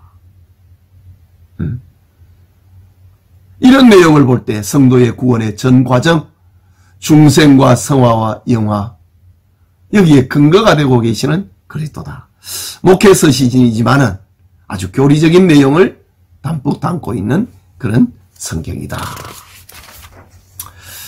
자, 바울의 서신 가운데 또 개인적인 편지 하나가 더 있습니다. 빌레몬서라고 하는 겁니다. 빌레몬서는 아주 짧은 성경입니다. 한 장으로 되어 있습니다. 여기에서 그리스도는 사랑과 용서의 주님으로 나타나고 있다. 쭉 한번 읽어보시면은 아주 성경을 읽는데 아주 유익한 그런 내용들이 채워져 있습니다. 기록의 대상 빌레몬은 바울이 에베소 두란노에서 전도할 때 회심한 것으로 추정된다. 아까 골로새 성경을 기록을 할 때에 골로새 그 성경 속에 에바브라고 하는 사람이 바울이 에베소에서 전도할 때 와가지고 예수님을 믿고 고향에 가가지고 골로새 교회를 세우잖아요. 그런데 이 골로새 교회의 핵심 멤버 중에 한 사람이 바로 빌레몬입니다. 자, 빌레몬은 바울이 에베소 두란노에서 전도할 때 회심한 것으로 추정된다. 그는 성도들에게 친절했으며 그의 집은 예배의 장소로 사용될 정도로 부유한 신앙인이었다. 기록의 목적, 오네시모라고 하는 사람이 있습니다. 오네시모는 빌레몬과의 노예였으나 빌레몬의 재산을 훔쳐 로마로 도망쳤다. 그 로마에서 연금 상태에 있는 바울을 만나 회심하고 그리스도인이 되었다. 그리고 바울을 도와 하나님의 일꾼이 되었고 바울에게는 없어서는 안 될 중요한 동역자가 되었다. 바울은 오네시모를 빌레몬에게 보내면서 그를 사랑하고 용서해 줄 것과 빌레몬의 선체로 오네시모가 주의 일에 헌신할 수 있도록 허락해 달라고 구한다.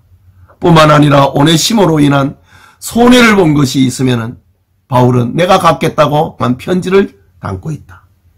빌레몬을 향한 바울의 애칭은 우리의 사랑받는 자, 동역자, 사랑과 믿음이 있는 자, 말한 것보다 더 행하는 자로 나타나고 있고, 오네시모를 향한 바울의 애칭은 갇힌 중에 낳은 아들, 나와 네게 유익한 자, 내 신복, 사랑받는 형제, 나를 대하듯 영접받을 자, 이렇게 오네시모를 바울은 표현하고 있다.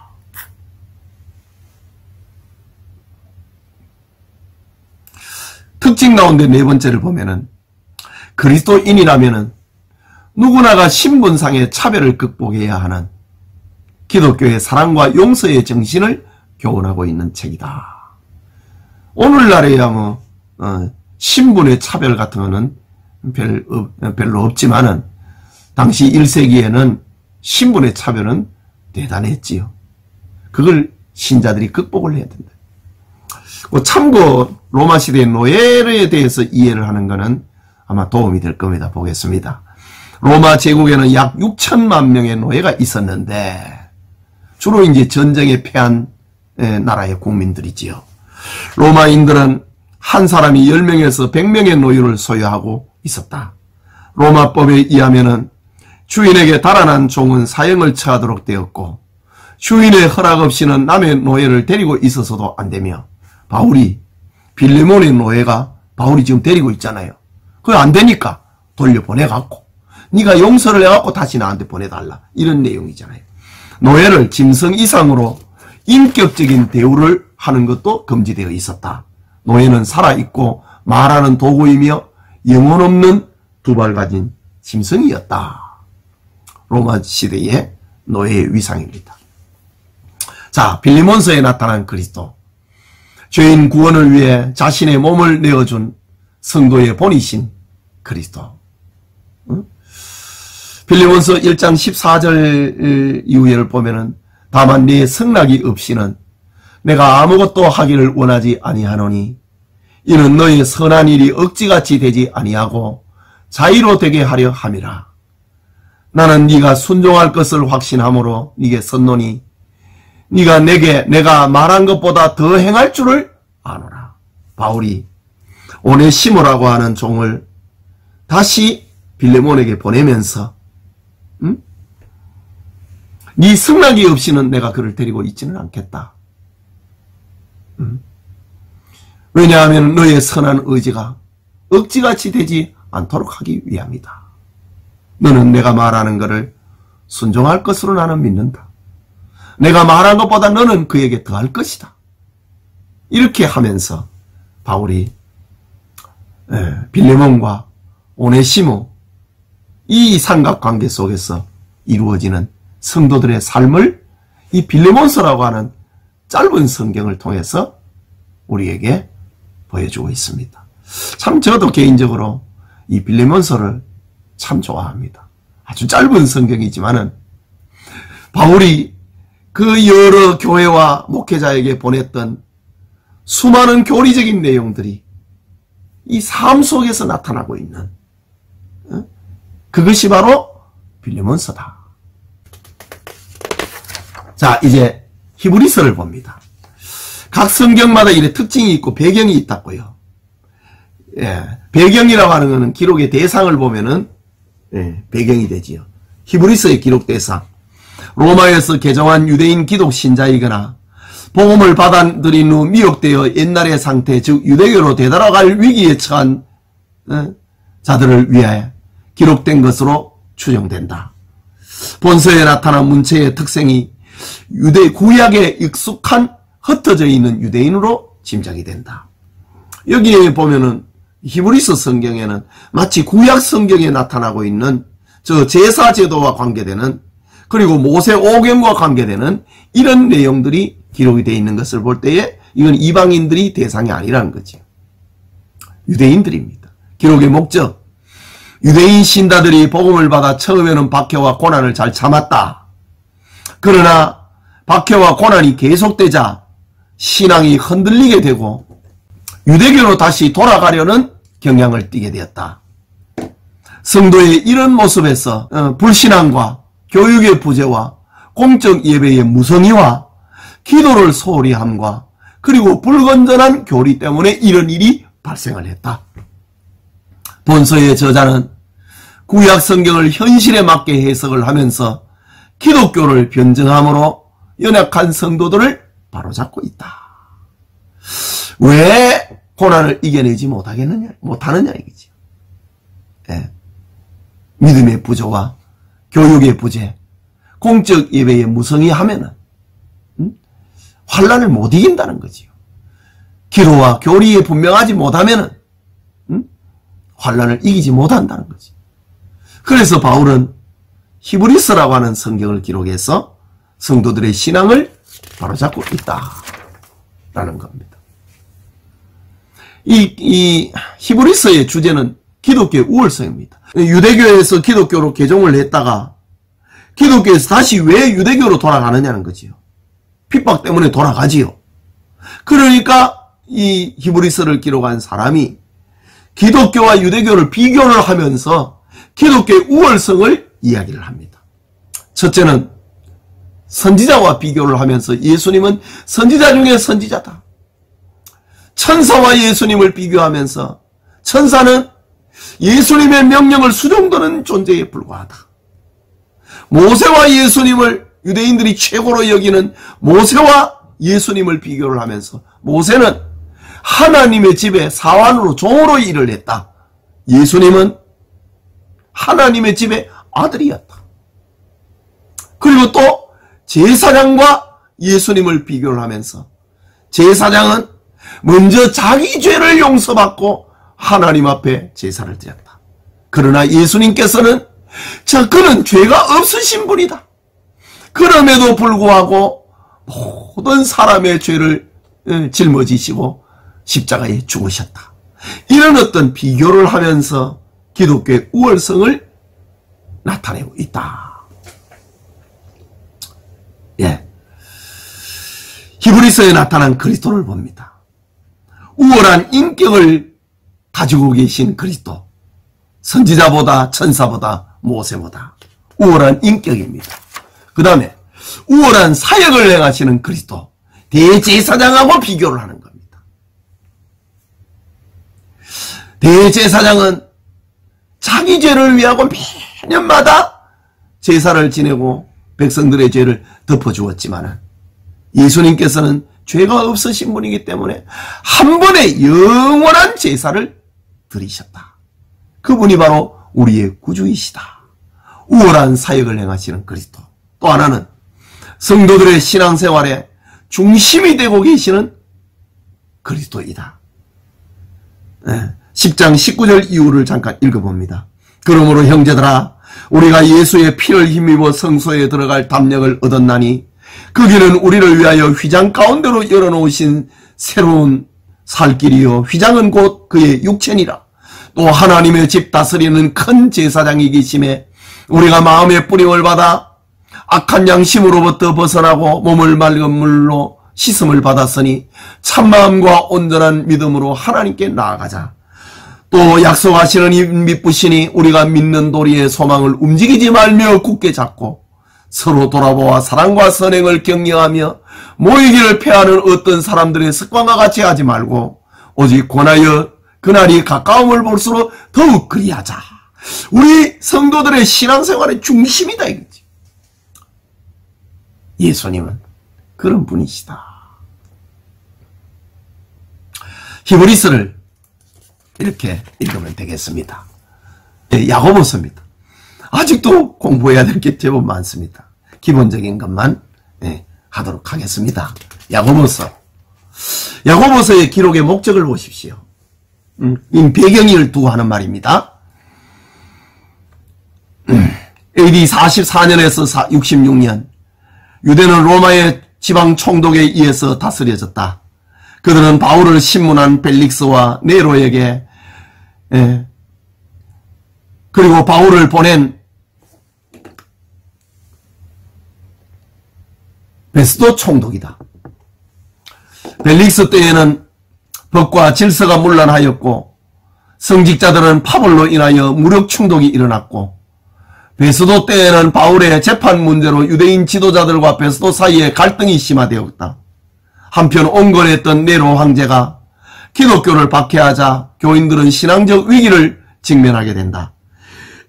이런 상황은 성도들 간의 사랑이 식어지고 말과 행동이 거칠어져 교제가 단절되는 현상으로 나타났다. 본서의 실천적 삶을 강조하는 것은 로마서에 나오는 바울의 이신득이 믿음으로 의롭게 된다는 사상을 잘못 이해한 독자들에게 믿음과 행함의 바른 관계를 가르치고 있다. 특징을 한번 보십시오. 구원의 원리를 제시한 로마서와는 달리 구원받은 성도가 삶 속에서 행해야 할 윤리적 교훈을 기록한 책으로 신약의 잠언이라고 불린다. 신약 성경 중 가장 많은 명령문이 사용되고 있다. 또 하나는 유대인 기독 신자들을 대상으로 하고 있다. 네 번째, 기독교인의 생활과 행위에 대한 실제적인 안내서이다. 다섯 번째, 바울은 복음을 안으로 받아들이라고 한다면 야고보는 복음을 밖으로 나타내라고 말하고 있다. 믿음으로 의로워지고 행함으로 하나님 앞에 영광을 드러내는 것. 믿음과 행위의 조화, 바울과 야고보의 조화를 두고 하는 말입니다. 여섯 번째, 바울이 그리스도로 닦아둔 기초 위에 야고보는 건물을 지어 올린 것과 같다. 행함이니까. 자, 그러면은 야고보서에 나타나고 있는 그리스도, 믿음과 소망의 근거가는 심판주로 재림하실 그리스도다. 우리 믿음과 소망의 근거가 누구냐 이거지. 심판의 주로 오실 그리스도다. 또 하나는 성도 상호 간에 지켜야 할 신앙윤리의 절대 기준이 누구인가? 그리스도다. 신앙윤리의 기준으로서 그리스도를 묘사하고 있다. 야고보 3장 1절과 2절을 한번 봅시다. 내 형제들아, 너희는 선생된 우리가 더 큰 심판을 알고 선생이 많이 되지 말라. 우리가 다 실수가 많으니 만일 말에 실수가 없는 자라면 곧 온전한 사람이라 능히 온몸도 굴려 씌우리라. 입법자와 재판관은 오직 한 분이시니 능히 구원하기도 하시며 멸하기도 하시느니라. 너는 누구이기에 이웃을 판단하느냐? 그러므로 사람이 선을 행할 줄 알고도 행하지 아니하면 죄니라. 신앙윤리의 절대 기준으로서의 그리스도다. 남을 이렇게 판단하는 것은 합당하지 않다 이거지. 그리스도께서 심판자이지. 우리는 심판자가 아니고 심판의 대상이라고 하는 겁니다. 그 다음에 베드로전서, 베드로후서의 성경입니다. 예. 베드로전서의 기록의 목적을 한번 봅시다. 108페이지 밑에 환난 중에 있는 신자들이 곧 다가올 박해를 극복할 수 있도록 격려하고 온갖 어려움을 겪는 신자들을 위로하기 위함이다. 두 번째, 예수 그리스도로부터 오는 산 소망을 제시하므로 고난과 시험에 약해지지 않고 담대히 대처할 수 있는 믿음과 소망을 촉구하기 위해서 본서를 기록했다. 베드로전서와 베드로후서는 이제 네로 황제의 박해가 시작이 되는 그 즈음에 기록이 됩니다. 특징을 보면은 박해를 받고 있는 신자들에게 구원의 소망을 갖도록 격려하기 위한 격려의 서신, 소망의 서신이라고 부른다.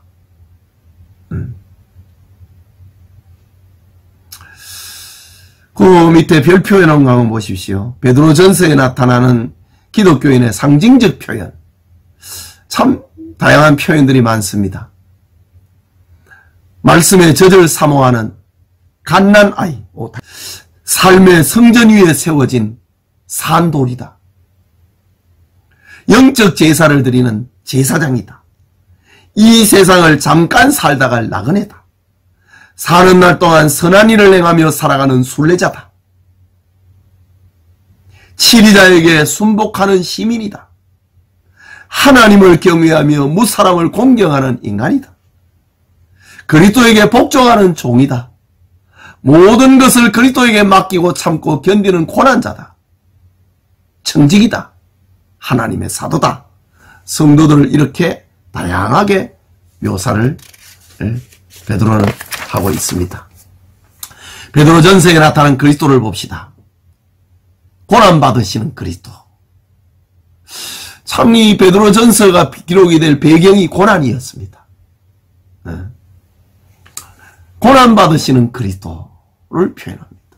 베드로전서 2장 22절에 그는 죄를 범하지 아니하시고 그의 입에 거짓도 없으시며 욕을 당하시되 맞대어 욕하지 아니하고 고난을 당하시되 위협하지 아니하시고 오직 공의로 심판하는 이에게 부탁하시며 친히 나무에 달려 그 몸으로 우리 죄를 담당하셨으니 이는 우리로 죄에 대하여 죽고 의에 대하여 살게 하려 하심이라. 그가 채찍에 맞음으로 너희는 나음을 얻었나니 너희가 전에는 양같이 길을 잃었더니 이제는 너희 영혼의 목자와 감독 되신 이에게로 돌아왔느니라. 베드로 자신이 예수님의 고난의 과정을 다 지켜봤잖아요. 고난을 받으신 그리스도다. 우리를 위해서. 또 하나님 보좌 우편에 계신 그리스도다. 고난 받으신 그 예수님이 지금 어디 있느냐 이거지. 하나님 우편에 계시다. 그는 하늘에 오르사 하나님 우편에 계시니 천사들과 권세들과 능력들이 그에게 복종하느니라. 하나님 보좌 우편에 계신 그리스도다. 그리스도는 또 성도들을 핍박하는 세상과 죄악을 심판하려 재림하실 권능의 그리스도이시다. 그들이 산자와 죽은 자를 심판하시기로 예비하신 이에게 사실대로 고하리라. 주님의 심판대 앞에서는 이 세상 그리고 성도들을 박해하는 이들 그리스도 앞에서 자신의 죄를 고하게 되는 그날이 올 것이다. 그 다음에 네 번째, 고난을 인내하며 천국을 소망하는 성도에게 천국의 영광을 주실 그리스도이시다. 베드로전서 1장 7절 이후에 너희 믿음의 확실함은 불로 연단하여도 없어질 금보다 더 귀하여 예수 그리스도께서 나타나실 때의 칭찬과 영광과 존귀를 얻게 할 것이니라. 그러므로 너희 마음에 허리를 동이고 근신하여 예수 그리스도께서 나타나실 때에 너희에게 가져다 주실 은혜를 온전히 바랄지어다. 천국을 소망하게 하시는 그리스도이시다. 베드로 후서를 봅니다. 베드로의 시몬 베드로에 대한 그런 이야기를 참고로 넣어놓았고요. 기록의 목적 봅니다. 114페이지. 베드로 전서는 외부로부터 오는 환난에 성도들을 위로하고 격려하고 있으나 본서 베드로 후서는 내부에서 일어나고 있는 환난, 즉 배교와 거짓 교사들을 경고하고 성도들이 하나님의 말씀의 기초 위에 바른 신앙을 갖게 하기 위해 본서를 기록했다라고 합니다. 자, 다른 내용들은 읽어보시고 베드로후서에 나타난 그리스도, 참된 지식의 근원이신 그리스도. 베드로후서 3장 18절에 오직 우리 주 곧 구주 예수 그리스도의 은혜와 그를 아는 지식에서 자라가라. 영광이 이제와 영원한 날까지 그에게 있을지어다. 참 지식의 근원이신 그리스도다. 심판주로 오실 그리스도. 베드로후서 3장 4절 이후에 이르되 주께서 강림하신다는 약속이 어디에 있느냐? 조상들이 잔후로부터 만물이 처음 창조될 때와 같이 그냥 있다 하니 교회에 들어온 이단자들의 소리입니다. 이는 하늘이 옛적부터 있는 것과 같이 땅이 물에서 나와 물로 성립될 것도 하나님의 말씀으로 된 것을 그들이 일부러 잊으려 함이로다.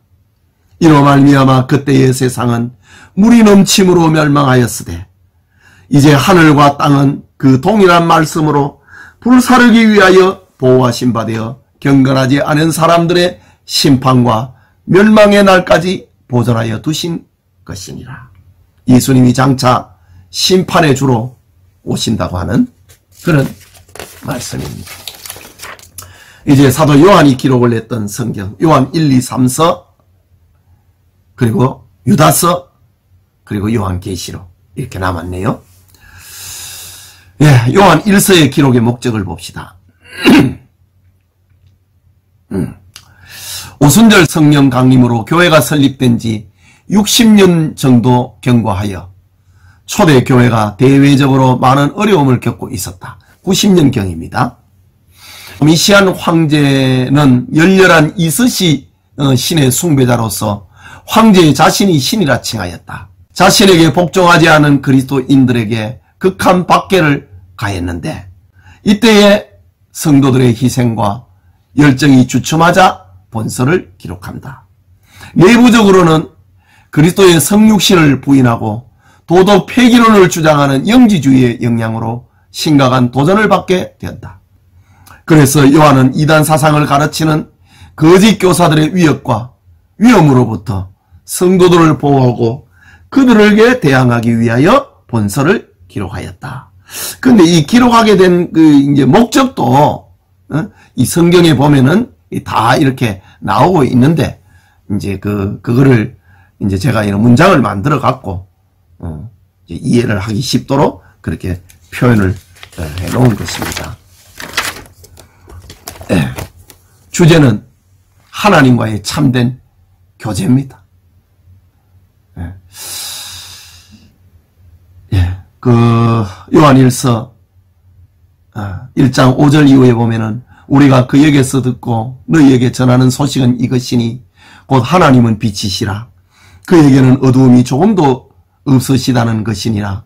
만일 우리가 하나님과 사귐이 있다 하고 어두움에 행하면 거짓말하고 진리를 행하지 아니하거니와 그가 빛 가운데 계신 것 같이 우리도 빛 가운데 행하면 우리가 서로 사귐이 있고 그의 아들 예수의 피가 우리를 모든 죄에서 깨끗하게 하실 것이요. 하나님과 성도의 참된 사귐, 교제를 말하고 있습니다. 요한 1서에 나타나고 있는 그리스도, 생명이신 그리스도, 태초부터 있는 생명의 말씀에 관하여는 또 2절에 이 생명이 나타나신 바 되리니 이 영원한 생명을 우리가 보았고 생명이라는 말을 반복하고 있습니다. 예수님은 생명이다 이거지요. 두 번째, 중보자이신 그리스도이다. 1장 3절에 우리가 보고 들은 바를 너희에게도 전함은 너희로 우리와 사귐이 있게 하려 함이니 이 사귐은 우리의 사귐은 아버지와 그의 아들 예수 그리스도와 더불어 누림이라. 우리의 중보자가 예수님이 우리의 중보자가 되기 때문에 우리는 하나님과 사귐의 은혜를 누리게 된다라는 겁니다. 이제 요한 2서를 봅니다. 요한 2서에. 기록의 목적을 한번 보십시오. 124페이지. 1세기 후반 복음이 로마 제국 전역으로 확장되고 곳곳마다 교회가 세워졌으나 주의 사도들이 하나 둘씩 죽음으로 성도들에게 올바른 복음의 진리를 가르치는 교사들이 절대적으로 부족하게 되었다. 이에 대한 보완으로 초대교회는 사도들로부터 직접 교육을 받은 제2세대 순회 교사들이 생겨나게 되었다. 그들은 각 지역을 순회하면서 성도들의 집을 방문하여 하나님의 말씀을 가르쳤고 성도들은 이들을 영접하여 극진히 대접하는 것을 의무와 같이 여겼다. 초대교회의 환경입니다. 그런데 초대교회에 이런 상황을 악용을 하여 자신들의 사리사욕을 채우는 자들이 있었는데 그들이 바로 적그리스도였다.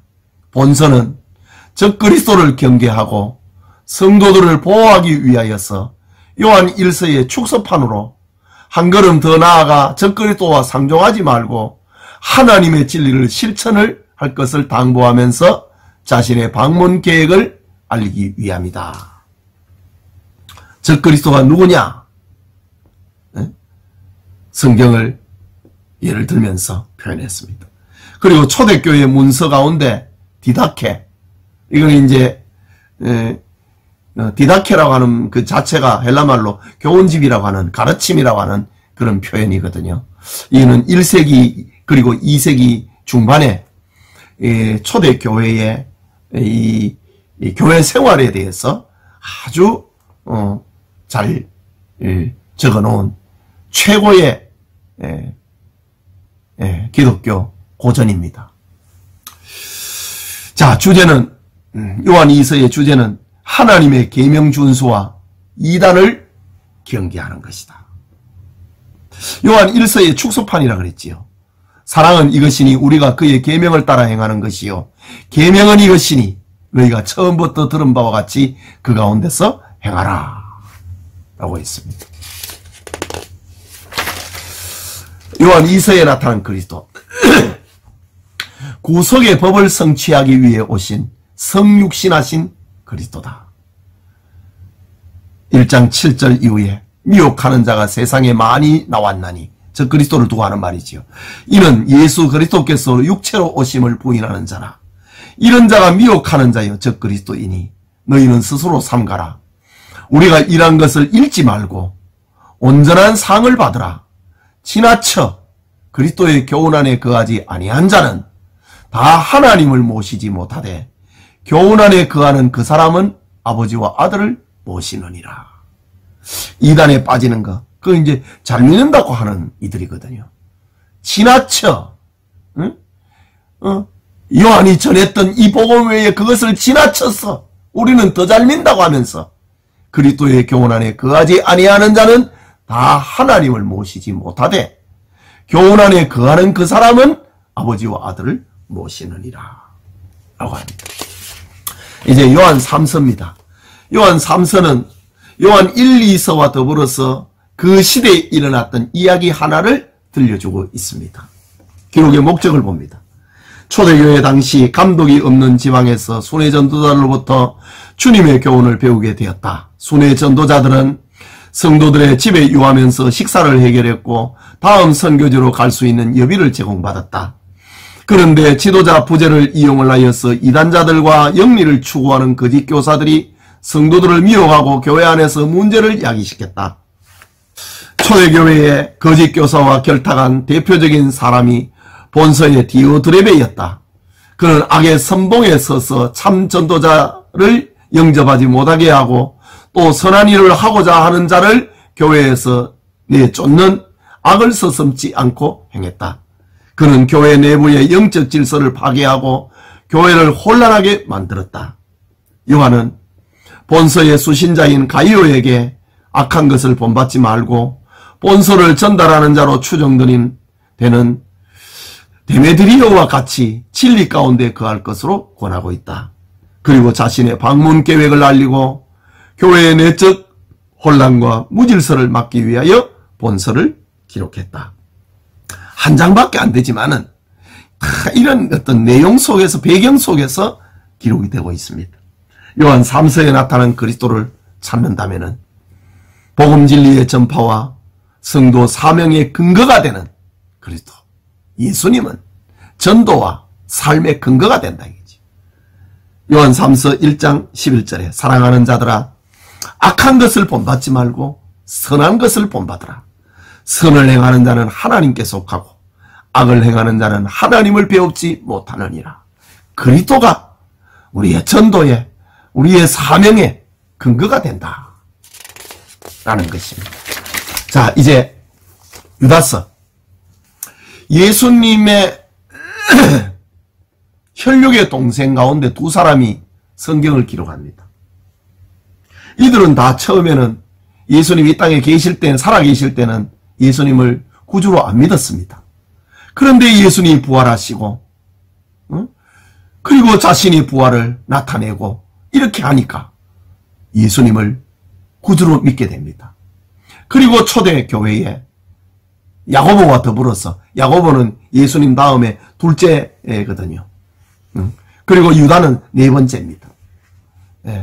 유다와 야고보는 성경을 기록을 할 정도로 초대 교회에 큰 역할을 하게 됩니다. 기록의 목적을 봅시다. 유다는 구원에 대한 글을 쓰려고 했다. 그러나 당시 영주주의 이단의 공격으로 인해 성도들이 심각한 신앙의 위기를 겪게 되자 이를 경계할 목적으로 본서를 기록하였다. 영주주의에서 말하는 선악의 이원론은 성경의 근본 교리인 유일신론의 대립이 되는 사상이므로 교회는 결코 용납할 수 없다. 더구나 이원론에 기인한 도덕 폐기론은 경건과 성화를 추구하는 기독교 윤리에 상반되고 있다. 유다서 1장 3절과 4절에 보면 그 배경을 얘기를 합니다.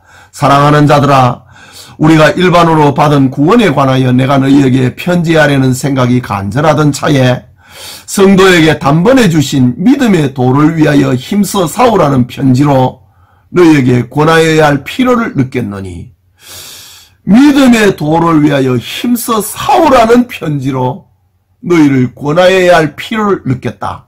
교회 안에 이단자가 들어왔다 이 말입니다. 이는 가만히 들어온 사람 몇이 있음이라. 그들은 옛적부터 이 판결을 받기로 미리 기록된 자니 경건하지 아니하여 우리 하나님의 은혜를 도리어 방탕한 것으로 바꾸고 홀로 하나이신 주제 곧 우리 주 예수 그리스도를 부인하는 자니라. 이 유다서를 통해서 나타나고 있는 그리스도, 공의의 심판자이신 그리스도다. 이는 1장 15절에 이는 무사람을 심판하사, 무사람, 경건치 않은 자를 두고 하는 말입니다.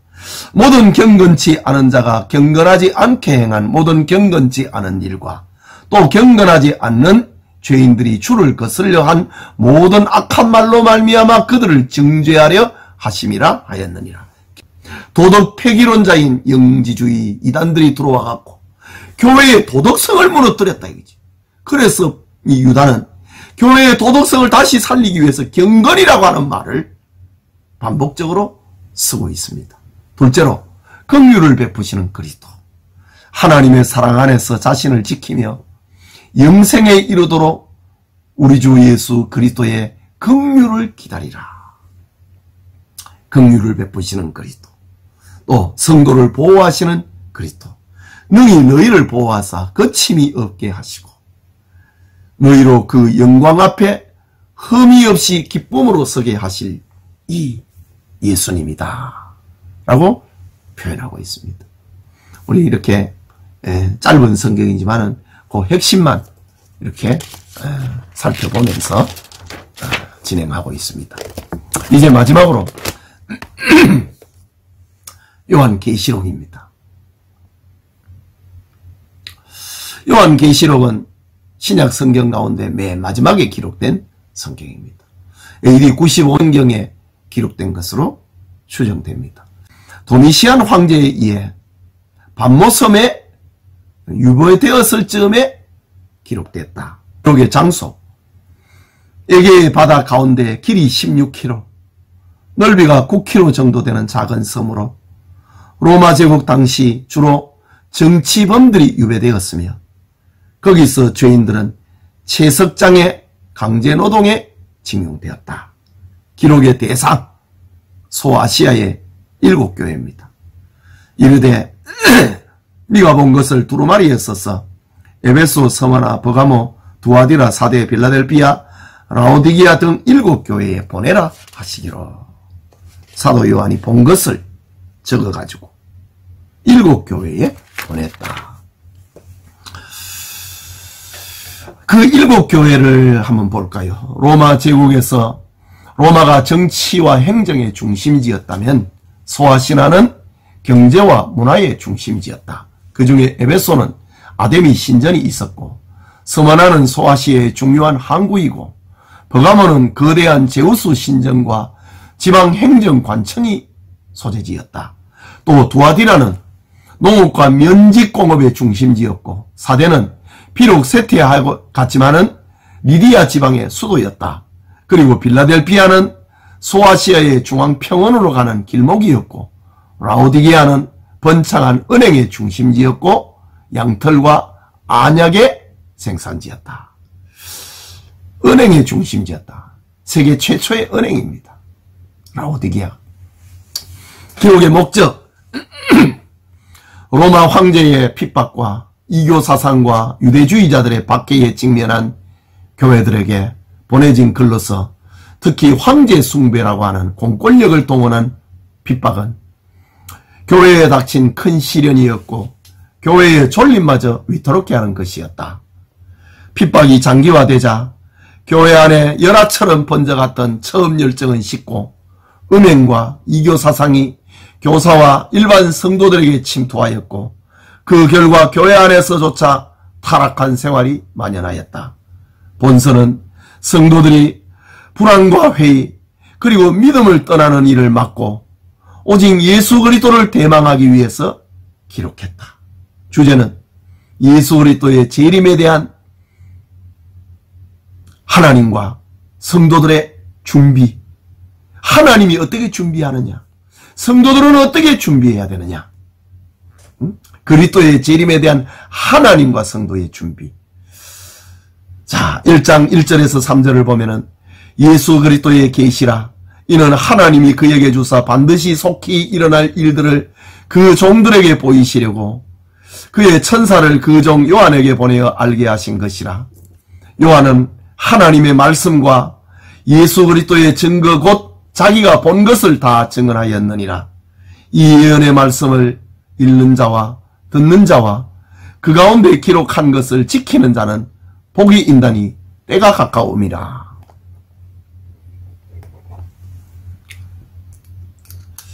자, 요한계시록의 특징입니다.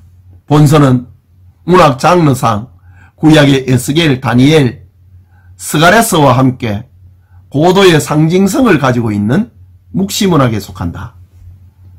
세상 역사는 하나님과 사탄, 선과 악이 대립하는 이원론적인 체계이지만 그 기원과 종말은 하나님께로 향하는 이론론적인 세계관을 제시를 하고 있다. 마지막에 가서는 다 하나다 이거지. 하나님 앞에 서게 된다는 거지.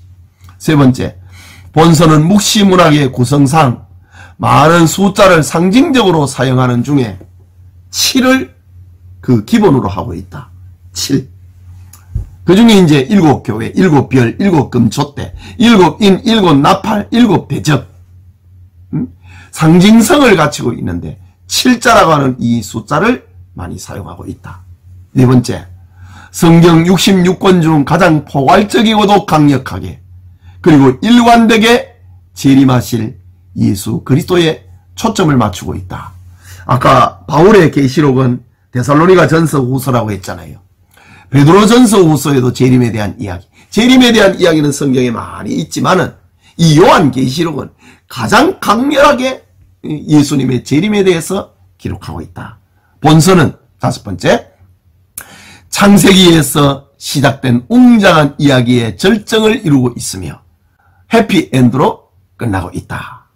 요한계시록을 어떻게 해석할 것인가? 과거적 해석법. 본서에 기록된 사건과 상징들이 과거에 성취된 것으로 보는 견해.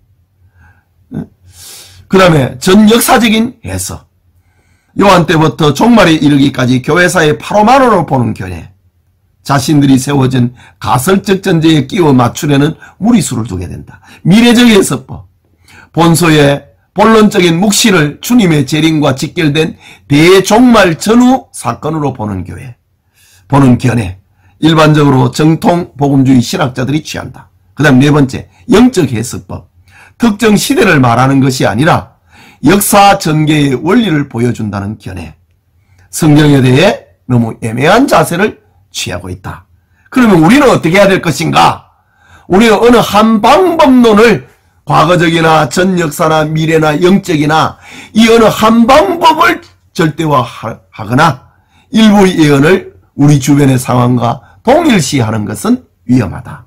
그러니까 요한계시록은 제가 오래전에 요한계시록 강의를 2년 가까이 했는데, 이 요한계시록은 어느 한 해석법으로 치중하면 안 되고, 과거적 해석, 역사적 해석, 과거적 해석은 소아시아 7교회가 이미 과거잖아요.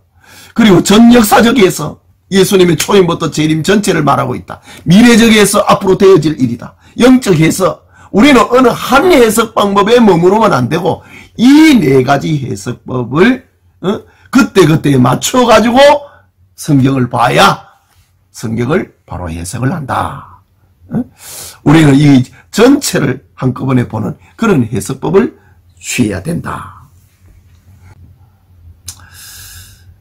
예.